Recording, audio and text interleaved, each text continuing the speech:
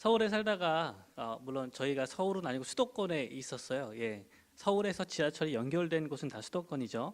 예. 온양 온천도 이어져 있습니다. 어쨌건 수도권에 살다가 내려왔더니 경주로 오니까 뭐 사실 우리도 적응하기 바쁜데 그래도 손님들이 가끔씩 오다 보니까 뭔가 우리도 경주하면 어딜 가야 되는지 뭘 먹어야 되는지 우리도 알아야 누굴 될 거 아니에요. 그래서 남들이 오고 여기 뭐가 맛있어? 어디 가면 좋을까? 근데 저희도 가는 데가 없으니까 처음에 와서는 아내랑 우리가 뭘 먹어봐야 되지? 누굴 데려가려면 어디 가서 뭘 먹어봐야 되지? 이런 걸로 막 고민하면서 좀 코스를 짜려고 노력을 했던 것 같습니다. 여러분은 있으세요? 좀 좋은 친구들 오시면 가끔씩 찾아오면 데려가는 코스, 이렇게 관광지도 가시고 식당도 가시고 좀 해놓으셨나요? 이미 다 짜여진 게 있으시군요. 예, 그런 데가 있다고 하신대요. 자, 그러면 어디 가야 돼요? 경주 오면. 예, 예. 경주의 맛집은 밀면집이죠. 예, 세 군데가 존재하는 걸로 저도 잘 알고 있습니다. 거기 꼭 가야죠. 다른 데는 없으신가요? 예. 뭐 그런 거 해요. 유명한 거. 그 동네는 도대체 뭐가 유명한가? 근데 이제 사실 가는 데마다 다 그게 궁금하긴 한 것 같아요. 국내 여행도 뭐 전주 가면 꼭 뭘 먹어야 되고 뭐 이런 게 익숙해져 가기 시작하고 인터넷이 발달하고 또 이제 먹방하는 BJ들이 생기다 보니까 더 유명해졌어요. 어디 가면 꼭 뭘 먹어야만 될 것 같고 막 이런 생각들을 하게 됩니다. 오늘 라오디기아 교회 이야기를 하는데요. 뭐 이 교회도 유명한 게 있어요. 라오디게아는 도대체 뭐가 유명했대요? 라고 물어보기 시작합니다. 지도가 한 장 있습니다. 지도를 띄워주시면 소아시아 7교회가 이제 교회 모양으로 그려져 있는데요. 라오디게아 교회는 저 중에서 가운데쯤에 있는 사실 이 7가지의 교회 가운데 가장 동쪽에 위치한 교회입니다. 이 미안데르 강이라는 파란색 줄로 이제 강이 표시되어 있는데 이 강이 흐르고 있고 그 주변에 있는 리쿠스 골짜기에 세워진 여러 도시 중에 하나입니다. 저 까만 선들이 큰 도로를 나타내고 있는데 로마 제국의 이제 여러 지역을 연결하는 큰 도로 3개가 저 지역에서 만나요. 그러다 보니까 부르기아 지역에서 가장 번창한 도시로 라오디게아가 이 당시에 존재하고 있었습니다. 라오디게아는 뭐가 유명하대? 물어보면 로마 제국 당시에는 3가지가 유명했다고 합니다. 첫 번째는 금융이 발달했어요. 도로가 많이 만나는 지역에 있다 보니까 많은 상인들이 지나가는 자리였고 그러다 보니까 환전이 자주 일어났는데 우리가 잘 알고 있는 키케로가 이 환전을 위해서 라오디게아에 있는 은행을 추천한 적이 있습니다. 그 다음에 두 번째 유명한 건요. 이 지역 농부들이 이제 양 중에서 까만 털을 가진 양을 길러냈다고 해요. 그래서 다른 곳과 달리 여기서는 이 질 좋은 검정 양털로 의복과 양탄자를 생산했다고 합니다. 그리고 저 리쿠스 계곡이 땅이 좋아서 모카 재배가 가능했다고 해요. 모카도 열심히 잘 재배를 했고 로마 원로원에서 이제 흰 옷을 주문할 때 라오디게아에 주문했다는 기록이 남아 있습니다. 현재 이 지명이 지금 라오디게아는 이제 유적만 남아 있고 도시로 존재하지는 않거든요. 현재 이곳 지명이 파무칼레입니다. 예, 다음 사진 보여주실래요? 여러분이 익히 알고 계시는 저 곳이 사실은 히에라볼리에서 내려오는 길에 저게 있어요. 근데 이제 가시면 이 밑에 지금 도시가 이루어져 있는 곳은 옛날에 라오디게아 지역이고 올라가는 길에 저게 있고 조금 더 올라가면 히에라볼리가 있는 거죠. 근데 파무칼레라는 말은 파묵이 터키어로 모카고요. 칼레가 성이래요. 그러니까 모카의 성이라는 뜻으로 원래 이 지역이 모카 재배가 잘 됐다는 것을 말해주고 있는 겁니다. 세 번째는 여기가 의술학교와 약으로 유명했다고 해요. 버가모에 있던 유명한 철학자이자 의사였던 갈레는 기원 후 2세기까지 이 라오디기아에서 생산되는 어떤 식물로 귀를 튼튼하게 만드는 약이 조제되었다고 기록을 하고 있고요. 또 이제 이 지역 돌을 갈아서 어떤 가루를 만들었는데 이게 프리기안 가루라고 불렸는데 눈에다 바르는 안약으로 아주 유명했다고 합니다. 아리스토텔레스도 이 가루를 안약으로 언급한 기록이 남아 있습니다. 그리고 이 도시에서 발행한 주화 가운데 의학교 선생님 이름이 새겨질 정도로 이 의술학교가 명성을 떨치던 곳이었다고 해요. 이렇게 유명한 동네예요, 라오디게아는. 그럼 라오디게아에 그럼 다 좋은 것만 있을까요? 조금 부족한 게 있을 수 있잖아요. 경주에는 뭐가 부족할까요? 여기에만 사셨던 분들은 잘 모르실 수 있는데, 저쪽에 안쪽에 사셨다가 형곡에 이사 오신 분들은 뭐가 부족한지 좀 느끼고 계시죠?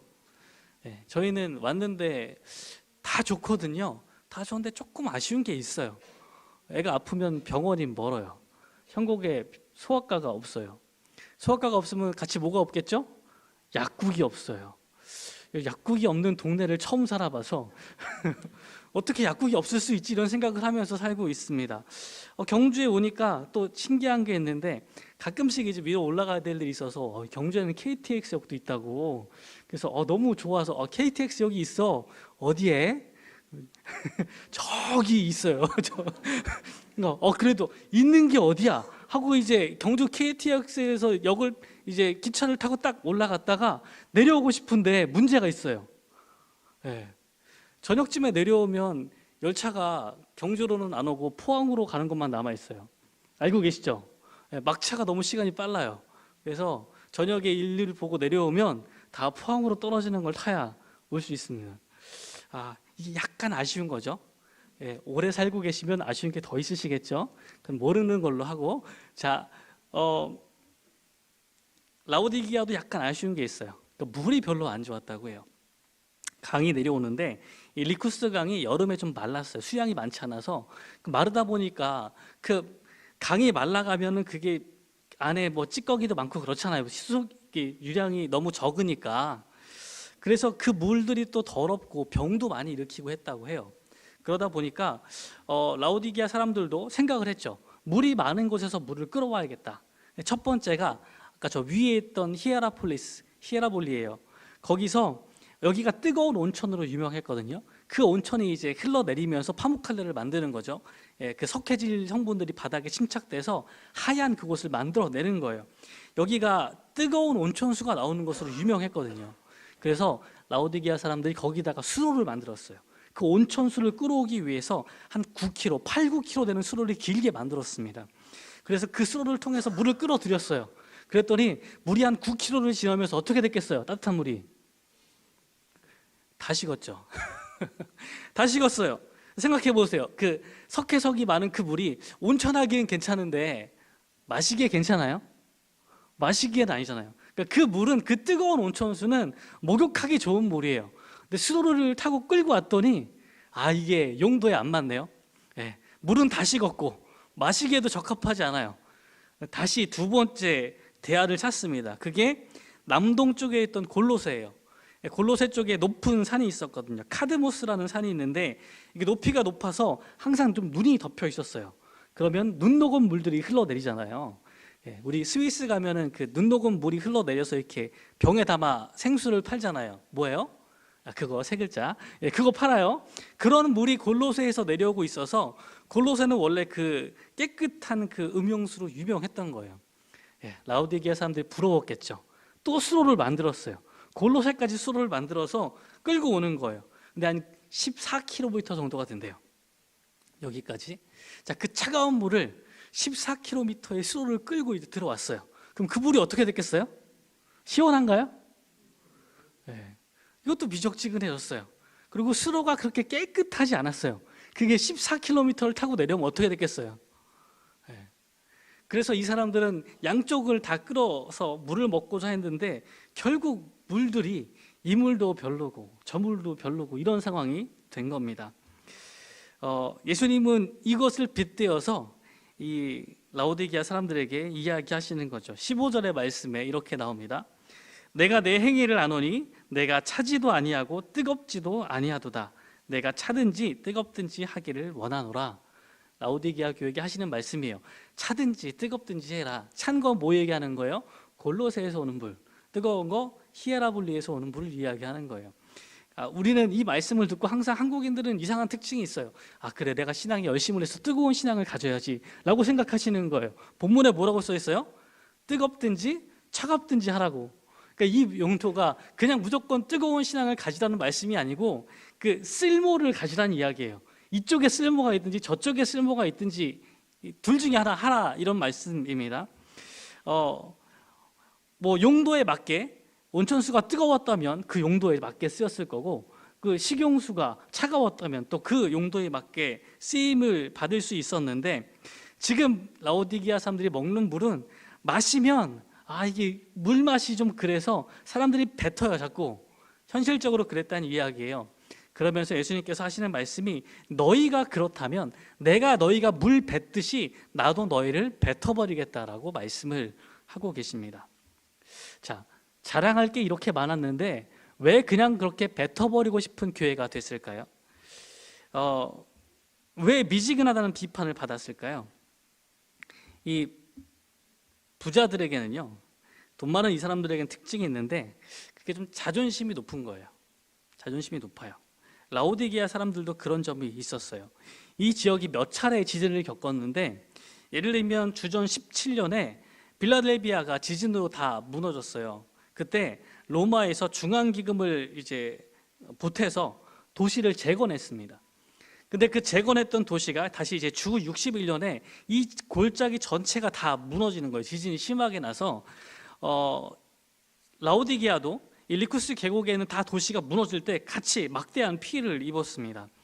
그때 이 도시가 어떻게 했을까요? 로마 황제가 이야기하거든요. 이번에도 이제 도와줄 테니까 도시를 재건해라, 그렇게 이야기했는데 라오디게아 사람들이 됐거든요 라고 이야기합니다.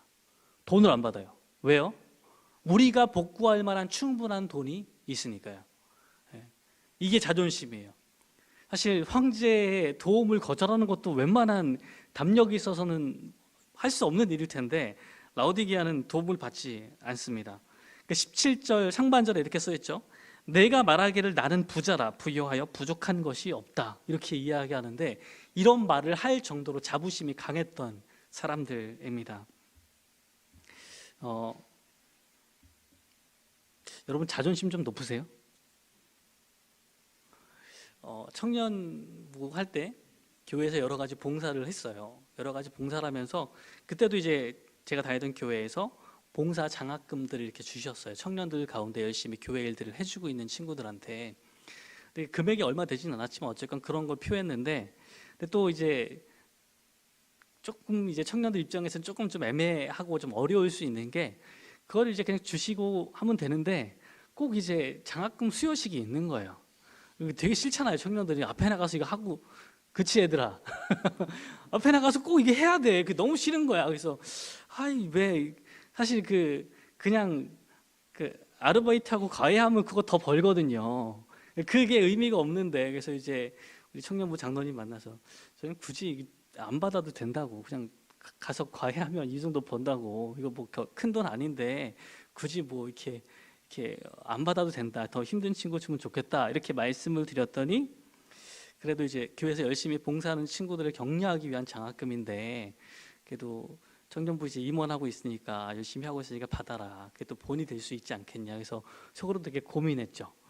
나가서 저걸 받아야 되나, 되게 민망한데 굳이 이거 하려고 내가 나가서 받아야겠어? 라는 마음이 이만큼까지 올라오고, 한쪽에는 또 이렇게 장로님 말씀하시니까 이게 또 순종을 해야 되는데, 이러다가 이제 결정을 어떻게 했을까요? 받았죠. 전 자존심이 이렇게 별로 없으니까요. 근데 사실 자존심이 높은 사람들은 도움을 받는 것도 어려워요. 그게 내 자존심이 허용하지 않는 거예요. 라오디게아 교회는 그런 교회였던 겁니다.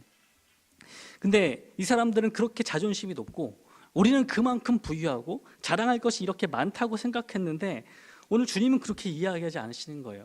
17절 하반절에 보면 내 곤고한 것과 가련한 것과 가난한 것과 눈먼 것과 벌거벗은 것을 알지 못하는도다, 이렇게 이야기하십니다.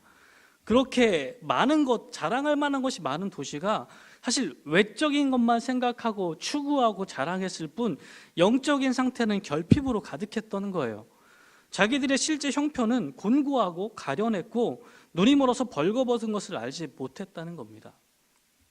주님은 이 사람들이 자랑하는 걸 예로 들어서 영적인 공급이 필요하다는 것들을 거꾸로 말씀하세요.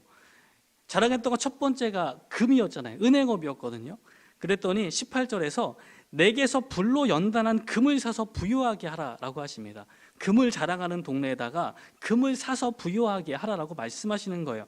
불로 연단한, 심판할 때 타서 없어지지 않는 그런 진짜 금을 주님께 사서 부유해져야 된다고 말씀하시는 거죠.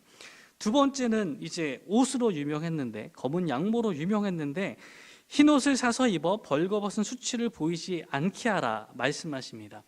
그러니까 흰 옷은 색깔이 중요한 것이 아니라 거룩함을 상징하는 게 중요한 거예요. 거룩함을 상징하는 흰 옷을 예수님께 사서 입어야 하는 겁니다. 세 번째는 안약을 사서 눈에 발라 보게 하라 말씀하십니다. 그렇게 유명한 안약으로 유명했던 곳, 그 안약도 그 영적인 눈 먼 것을 치료할 수 없었지만 주님께 새로운 안약을 사서 보게 해야 된다는 것입니다. 영적인 가련함을 변화시켜야 돼요. 자꾸 사라고 하는데 그럼 뭘 주고 사야 돼요? 흰옷도 사고 안약도 사고 금도 사야 되는데 뭘 주면 이거 예수님께서 팔아주실까요? 예. 여러분 뭐 들으시려고요? 뭐랑 바꾸면 좋을까요? 예. 카페 쿠폰 10장 모아서 이렇게 옷 한 장. 예. 이사야서 55장 1절에 이런 얘기 나옵니다. 오라 너희 목마른 자들아 물로 나오라 돈 없는 자도 오라 너희는 와서 사 먹되 돈 없이 값 없이 와서 포도주와 젖을 사라라고 말씀하십니다. 주님은 사라고 말씀하시는데 그게 무엇을 주고 사라라고 말씀하시는 게 아니에요. 주님께 나와서 주님께서 주시는 선물을 받으라는 말씀입니다. 그것이 여기서 산다는 의미예요. 뭐가 있어서 사는 것이 아니에요. 주님께 나와서 값없이 이것을 사는 그 일들을 하라고 말씀하고 있는 겁니다. 자기가 부유하다고 생각하는 그리스도인들은 다시 이 말씀을 기억해야 돼요. 내가 부유해서 부족한 게 없다고 생각하고 있는데 그 내가 부유하다고 생각하는 정도랑 하나님께서 준비하신 것은 비교할 수가 없기 때문입니다. 고린도전서 2장 9절에 이렇게 말씀합니다. 기록된 바 하나님이 자기를 사랑하는 자들을 위하여 예비하신 모든 것은 눈으로 보지 못하고 귀로 듣지 못하고 사람의 마음으로 생각하지도 못하였담과 같으니라. 내가 생각하는 부유한 것과 부족함이 없는 것과 하나님이 예비하신 것과는 어떤 게 더 대단한 거예요? 하나님이 예비하신 게 대단한 거죠. 근데 자존심을 부리다가 내가 생각하는 요만큼만 가지고 있으니까 하나님 괜찮아요. 하나님 필요 없어요. 난 이게 딱 괜찮은데요? 라고 이야기하는 일들이 반복되고 있다는 거예요. 내가 자랑하는 능력이 있을 수 있지만 그게 하나님께서 우리에게 부어주신 능력과는 비교할 수가 없는 겁니다. 고린도후서 4장 7절 말씀에 이렇게 이야기합니다. 우리가 이 보배를 질그릇에 가졌으니 이는 심히 큰 능력은 하나님께 있고 우리에게 있지 아니함을 알게 하려 함이라. 내 능력이 중요한 것이 아니라 내게 담겨질 하나님의 능력이 심히 크시다는 이야기입니다. 자, 그러면 이제 어떻게 하면 될까요? 19절에서 예수님께서 말씀하십니다. 그러므로 내가 열심을 내라, 회개하라. 근데 이게 책망을 위한 말씀이 아니에요. 그 바로 앞에 뭐라고 말씀하시냐면 물은 내가 사랑하는 자를 책망하여 징계하노니 라고 이야기하세요. 사랑하기 때문에 회개하기를, 열심히 하기를 하나님께서 기다리고 계시는 겁니다. 유명한 영적인 스승으로 불리는 아빌라의 테레사가요, 하나님께서 자꾸 고난을 주시는 거예요. 너무 힘든 일이 많이 발생을 하니까 하나님께 불평하기 시작합니다. 하나님 왜 이런 일들을 허락하셨어요? 왜 이런 일 자꾸 겪게 하시는 거예요? 라고 기도하며 물어봤더니 이렇게 대답하시는 것 같았대요. 하나님께서 야, 그것이 내가 친구들을 대하는 방법이야 라고 대답하셨대요. 그랬더니 그 전까지 테레사가 아주 그 좋은 말로 선량하게 기도를 하고 있었는데 하나님께서 그렇게 대답을 하시니까 테레사가 이렇게 이야기했다고 합니다. 하나님 그러면 친구가 적더라도 놀라지 마세요 라고 이야기를 했다고 해요. 하나님께서 친구를 어떻게 대하신다고요? 고난을 허용하는 방식으로 이렇게 대하신다고 했더니 이해는 가는데 친구 안 하고 싶은 마음이 쑥쑥 솟아오르기 시작을 하는 거죠. 우리도 그래요. 하나님께서 우리에게 여러 가지 일들을 더 주시고 고난을 허락해 주시기도 합니다. 그것은 그냥 주시는 것이 아니라 분명히 그 뒤에 우리를 사랑하는 마음이 있기 때문에 말씀하시는 거예요. 하나님께서 그래서 그런 우리 가운데에도 열심을 내라, 회개하라 라고 말씀하십니다. 그리고 약속을 더해 주세요. 요한계시록 3장 20절 말씀은 너무 유명한데요. 같이 한번 읽어볼까요? 시작. 볼지어다 내가 문 밖에 서서 두드리노니 누구든지 내 음성을 듣고 문을 열면 내가 그에게로 들어가 그와 더불어 먹고 그는 나와 더불어 먹으리라. 아멘. 함께하는 메시아의 연회에 초청하시는 거예요. 지금은 영적으로 빈곤하지만 이 회개한 이후에 비교할 수 없는 풍성함으로 우리를 초대해 주시는 거죠. 그뿐만이 아니라 그 다음 절에 보면 하나님의 보좌에 같이 앉게 해주신대요. 하나님께서 예수님에게 앉게 하셨던 그 보좌에 우리도 같이 앉아서 하나님의 백성이 그 땅을 함께 통치하도록 높임을 받는다는 약속을 주세요. 너무 놀라운 약속이 아닐까요? 사실 계시록 3장 20절은요, 여러분이 그 복음 전도할 때 맨 마지막에 영접기도 전에 늘 읽어가는 말씀입니다. 많은 사람들이 예수님을 영접하라는 그 말에 영접이 도대체 무언가요? 라고 물어보거든요. 잘 쓰는 말이 아니다 보니까 영접에 대한 설명을 하면서 항상 계시록 3장 20절을 이야기합니다. 하나님께서 지금 어디 계시냐면 우리 마음 밖에서 문을 두드리고 계시는 거죠. 그것을 받아들이는 사람, 영접하는 사람에게 그 안에 들어가서 함께 더불어 먹고 마신다 약속하신 것입니다. 이 약속을 항상 이야기하고 이 계시록의 이야기를 나눕니다. 근데 오늘 사실 이 복음서의 말씀이 연결되어 있는데 본문의 원래 의도는요, 아마 누가복음에서 예수님께서 말씀하셨던 비유를 배경으로 하고 있는 것 같아요.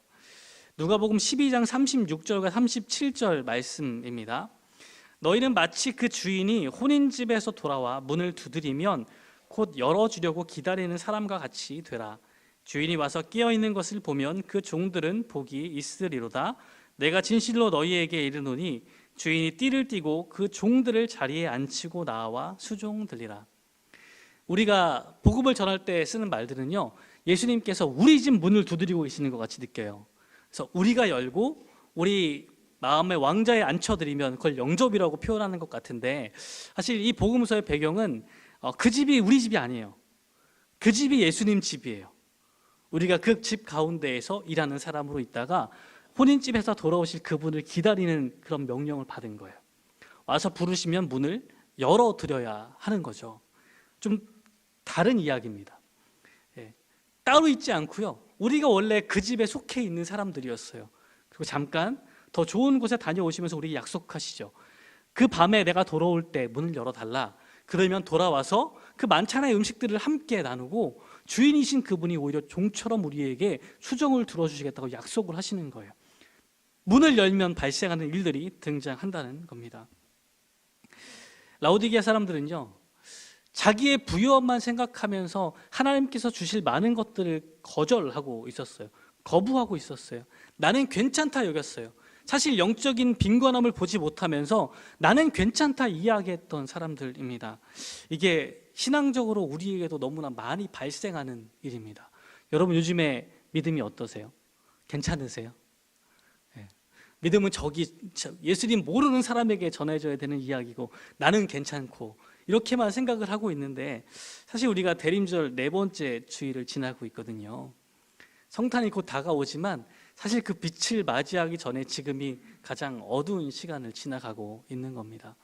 우리를 돌아볼 수 있는 것, 우리의 영적인 상태가 어떤지를 돌아봐야만 하는 시간이 지금이 아닐까 싶습니다. 사람의 눈이 잘 가려지기는 하는데요, 올해 8월 기준으로 한국인들이 가장 오랫동안 사용하는 어플리케이션을 조사를 했대요. 그림에 나오는데요, 세대별로 하면 20대 미만부터 60대 이상까지 다 조사를 했는데, 저 어플이 1등이래요. 무슨 어플일까요? 유튜브예요. 사용 시간이 20대까지는 인스타그램이 2등인데 한 3배, 4배에 해당하는 시간을 여기다 쏟고 있습니다. 30대부터는 2등이 카톡인데 3배, 4배 다 그렇습니다. 엄청난 시간을 유튜브를 보는데 쓴다는 거예요. 동의하시나요? 많이 보고 계시나요? 저는 많이 보고 있더라고요. 그래서 생각해 봤어요. 도대체 내가 뭘 보고 있을까? 그랬더니 예를 들면 지난 밤에 토트넘이 경기를 했어요. 그럼 뭘 봐야 되죠? 하이라이트를 봐야죠. 손흥민이 뭔지 너무 궁금하잖아요. 한국인 다 그렇지 않을까요?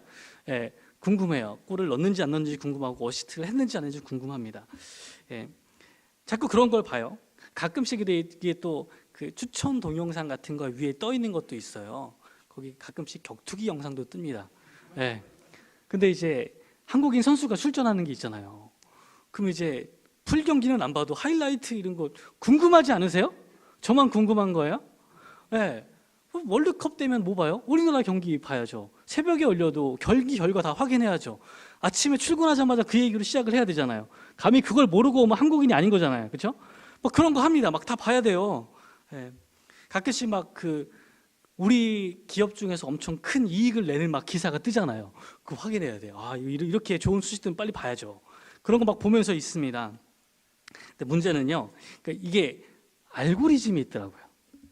예. 다 연동돼가지고 쇼핑한 것도 막 다 껴들고 막 내가 산 거로 해가지고 비슷한 물품이 계속 떠요. 어떻게 하고 싶어요? 또 사고 싶잖아요. 예. 그래서 뭐 얼마 전에 공구 같은 걸 좋아해서 이제 우리 공구 좋아하는 많은 집사님들이 계신데 가끔씩 이제 유혹을 좀 하세요. 새로운 거 이제 한번 이렇게 보여주고 그러면은 마음이 혹하거든요. 검색을 합니다. 너무 비싸지 않은 거는 이제 세일할 때 좀 사기도 하고. 그럼 그거 하나 사면요. 그 다음에 거기 키울 수 있는 걸 또 팔아요. 막 광고가 막 같이 따라옵니다. 그럼 어떻게 돼요? 다시 또 이렇게 눌러보게 되죠. 그러면 나는 호기심에 누르기만 했는데 이 알고리즘이 인도하기 때문에 우리나라의 좋은 뉴스들, 들으면 기분 좋은 뉴스들을 누르다 보면 나중에 거기 뭐가 차요? 예, 소위 말하는 국뽕 채널들이 차기 시작합니다. 예, 자꾸 이제 좋은 소식들만 거기 막 있어요. 근데 문제는요, 이게 유튜브는 언론사가 아니잖아요. 거기에 사실만을 이야기해야 할 의무가 전혀 없어요. 그랬더니 그걸 보게 되면 약간 생각을 잘못하게 됩니다. 자꾸 장밋빛 미래를 꿈꾸게 되는 거예요. 대부분의 수출 기업들이 막 좋은 성적을 내고 있는 것처럼 느껴요. 사실 그거는 뭘로 판단해야 돼요? 경기 지수로 봐야죠. 근데 유튜브 보고 막 우리 기업들이 잘 되고 있는 것 같아. 이렇게 생각을 하게 되는 거예요. 많은 우리 기업들이 막 초격차 기술을 가지고 있고 후발 나라들과 몇 년씩의 차이를 가지고 있는 것 같죠. 대부분의 생산 장비들이 막 다 국산화되어 가고 있는 것 같죠. 그게 현실인가요? 아니에요. 현실이 아니에요. 눈이 가려지는 거예요. 우리는 듣기 좋은 말을 듣고 싶어요. 그럼 모든 사람이 다 똑같을 겁니다. 내가 속한 공동체의 좋은 이야기, 우리 도시의 좋은 이야기, 우리 나라의 좋은 이야기를 자꾸 듣고 막 그 자랑하는 이야기를 하고 싶어요. 근데 문제는 그러다 보면 눈이 멀어요. 우리 경주들의 교회는 참 좋은 교회거든요. 자랑할 만한 일이 많이 있습니다. 분명한 사실이에요. 근데 자꾸 그것을 이야기하다 보면 뭘 놓쳐요? 내 영적인 상태를 놓쳐요. 내 마음이 엉망인데 우리 교회 자랑하다가 다 지나가는 거예요. 우리 목장 자랑하다가 지나갔어요. 사실 내 마음이 엉망인데 열심히 이제 F2를 준비하고 있는데 사실 교회를 띄엄띄엄 나오면 아무 문제가 없거든요. 근데 문제는 어디서 생기냐면 교회 열심히 나와서 일하다가 문제가 생겨요. 막 힘들게 일하다가 한마디 던졌는데 괜히 마음이 속상해. 주일날만 보면 이런 문제가 전혀 없거든요. 근데 평일날 바쁜 시간 쪼개서 나와서 뭘 열심히 연습하고 봉사하는데 한마디 한마디가 마음에 찌릅니다. 그 막 듣자마자 막 속에서 분노가 치밀어 올라요. 그럼 내 상태가 어떤 상태예요? 요만큼도 참지 못하는 상태죠. 한마디 한마디에 분노하는 상태예요.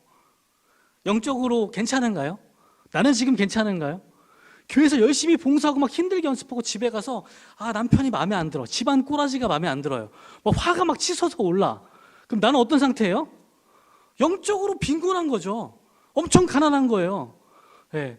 이웃에게 F2를 막 해야 되는데 근데 옆집이랑 자꾸 이제 문제가 생기고 막 저기 쓰레기를 여기다 갖다 놓지 뭐 이렇게 현관에 내놓으면 자꾸 우리 문에 부딪히고 막 하나하나 막 마음에 안 들고 자야 되는데 자꾸 뛰어 윗집에서 막 이런 일들이 벌어지면 어떻게 하세요? 마음이 우리의 마음의 상태는 어떤가요?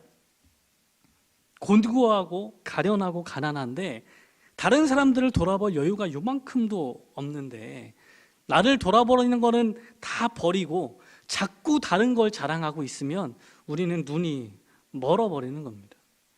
오늘 라오디게아 교회의 이야기는 우리에게 우리를 돌아보라고 다시 한번 도전하시는 것 같아요.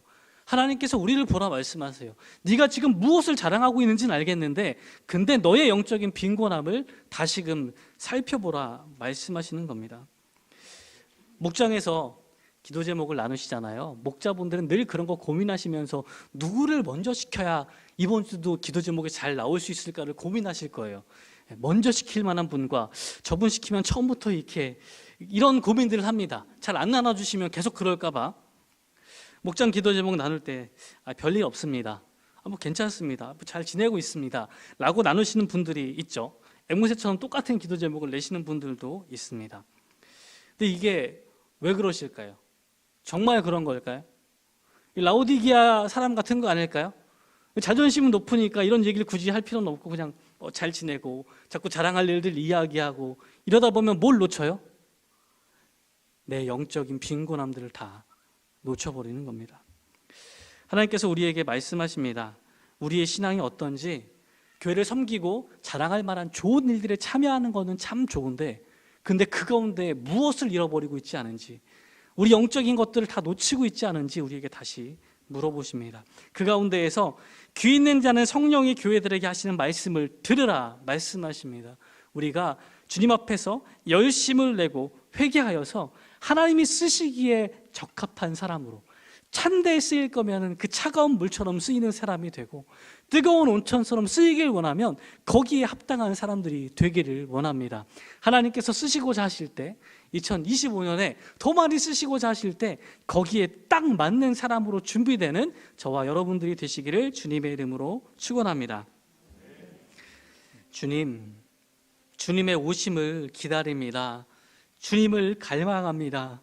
주님, 우리의 마음의 어두움을 주님 알고 계시오니 하나님 즐거운 이야기로 다 감당할 수 없는 우리 속의 연약함들을 주님 알고 계시오니 주님, 우리의 믿음에 하나님 눈을 밝혀주셔서 그 마음의 가난함과 연약함과 벌거벗음을 볼 수 있도록 인도하여 주시옵소서.